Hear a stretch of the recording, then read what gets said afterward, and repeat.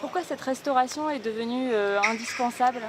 Elle était devenue indispensable parce que le temps avait fait son œuvre et donc les enduits d'origine avaient disparu, les menuiseries avaient beaucoup souffert. Hein, vous savez que la peinture a une durée de vie et puis les effets du soleil, du froid, du chaud. Voilà, donc c'est une restauration qui était devenue indispensable. Écoutez, tous les métiers de l'entreprise ont été utilisés ici puisqu'on a travaillé sur la restauration des façades, donc en maçonnerie. On a aussi réalisé des travaux de charpente et de couverture et bien sûr de menuiserie.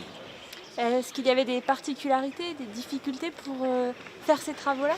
Alors la particularité, c'était que le château sans enduit était devenu une référence pour les habitants du bourg et ça a été compliqué, je pense, pour eux de percevoir que cette référence allait changer parce que les enduits, comme leur nom l'indique, ils doivent protéger les façades. Donc ça a été la particularité d'un compromis entre laisser apparaître, faire un enduit à pierre vue, pardon, donc laisser apparaître quelques pierres tout en protégeant l'intégralité des façades du château. Je pense que cette journée se déroule bien parce que le chantier s'est très bien déroulé grâce au service bien sûr du département, de l'État et la réussite d'un projet, d'une restauration en général, c'est la réussite d'une équipe, c'est pas seulement les collectivités ou les entreprises, c'est la totalité, la maîtrise d'œuvre. Voilà. Et sur ce chantier-là en particulier, tout le monde a très bien travaillé ensemble, la main dans la main, et le résultat est là aujourd'hui. Il faut rester très humble, très humble. Nous, on a fait que ce qu'on avait à faire et dans les règles de l'art.